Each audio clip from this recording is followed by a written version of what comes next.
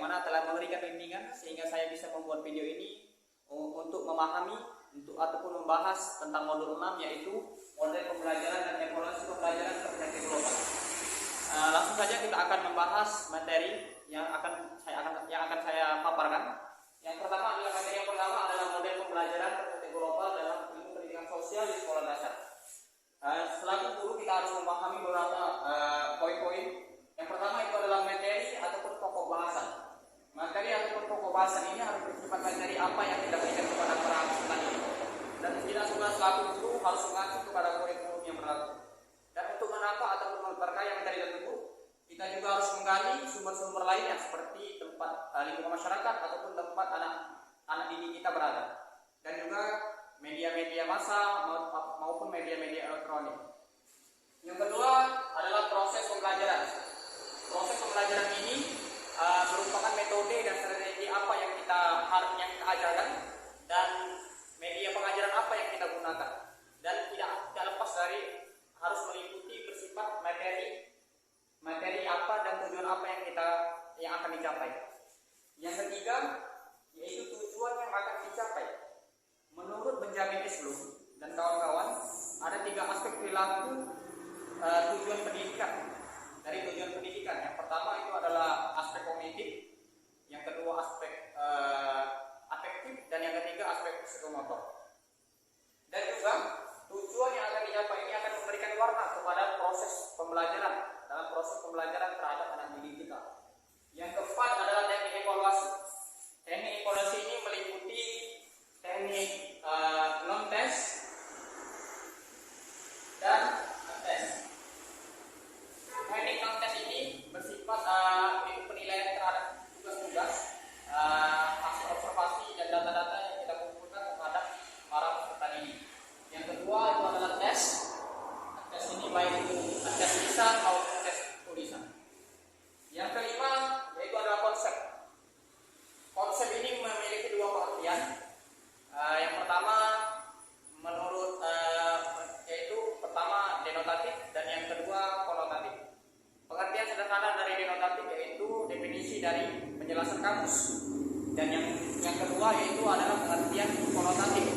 Pengertian konotatif ini memiliki arti yang lebih tinggi untuk mengasah kemampuan para peserta didik. Yang keenam itu adalah pengembangan teknik evaluasi. Secara komprehensif, pengembangan teknik evaluasi ini yaitu merupakan langkah-langkah yang kita buat dari kegiatan awal sampai dengan penilaian tes akhir. Mungkin itu saja pemahaman saya terhadap materi yang pertama, itu adalah model pembelajaran perspektif global. Selanjutnya kita akan memahami dan membahas tentang evaluasi pembelajaran perspektif global IPS di sekolah dasar.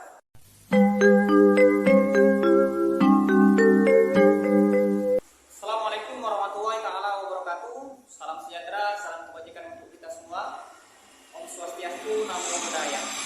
Pertama-tama saya ucapkan terima kasih kepada Bapak dosen saya, Bapak Fauzi, Eskom, SPD, GR, MPD, yang mana telah memberikan bimbingan sehingga saya bisa membuat video ini untuk memahami ataupun membahas tentang modul 6, yaitu model pembelajaran dan evaluasi pembelajaran perspektif global. Langsung saja kita akan membahas materi yang akan saya paparkan. Yang pertama adalah materi yang pertama adalah model pembelajaran perspektif global dalam ilmu pendidikan sosial di sekolah dasar. Selaku guru kita harus memahami beberapa poin-poin. Yang pertama itu adalah materi ataupun pokok bahasan. Materi ataupun pokok bahasan ini harus bersifat materi apa yang kita berikan kepada para peserta didik. Dan kita semua selaku guru harus mengacu kepada kurikulum yang berlaku. Dan untuk menambah ataupun memperkaya materi tersebut, kita juga harus menggali sumber-sumber lainnya seperti tempat lingkungan masyarakat ataupun tempat anak didik kita berada. Dan juga media-media massa maupun media-media elektronik. Yang kedua adalah proses pembelajaran.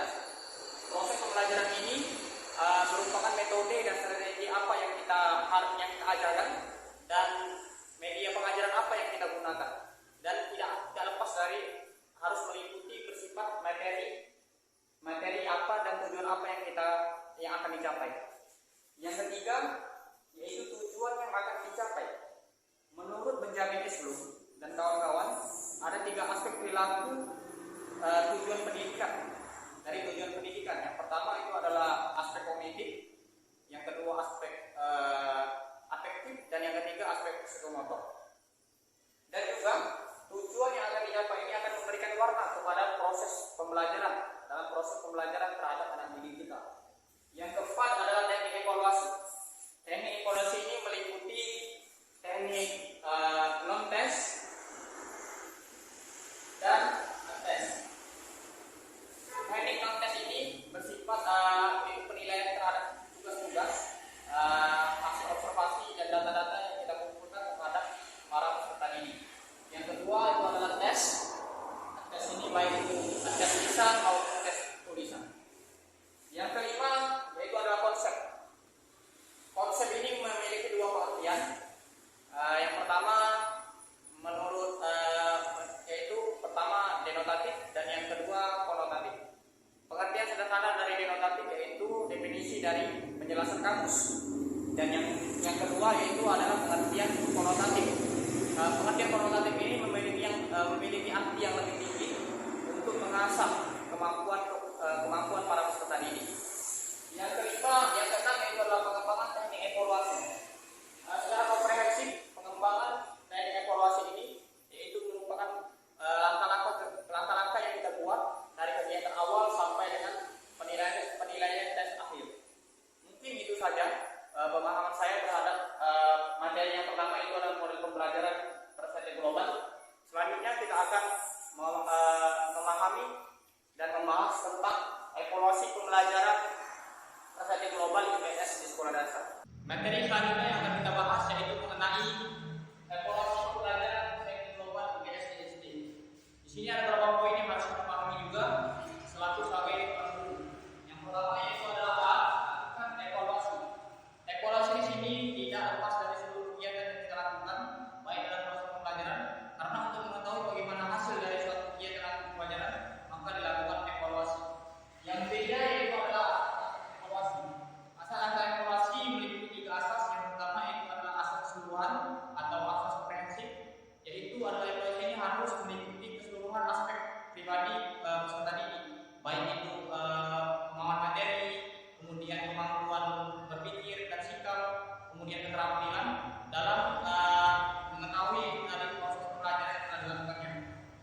Yang kedua itu adalah asas berkesinambungan atau asas kontinuitas, yaitu evaluasi ini harus berkesinambungan, artinya dimulai dari awal proses pembelajaran, kemudian sedang dalam proses pembelajaran sampai akhir dari tahap proses pembelajaran. Yang ketiga itu adalah asas objektivitas, yaitu evaluasi ini dilakukan berkesinambungan, artinya tidak ada pengurangan atau penambahan dari evaluasi yang telah dilakukan. Yang ketiga yaitu adalah fungsi evaluasi. Fungsi evaluasi ini pastinya yang pertama itu adalah mengungkapkan pemasaran peserta didik terhadap materi yang telah kita berikan, baik itu pemahaman materi, kemampuan, kemudian kemampuan berpikir dan sikap, kemudian keterampilan terhadap materi-materi apa yang telah kita berikan selaku seorang guru.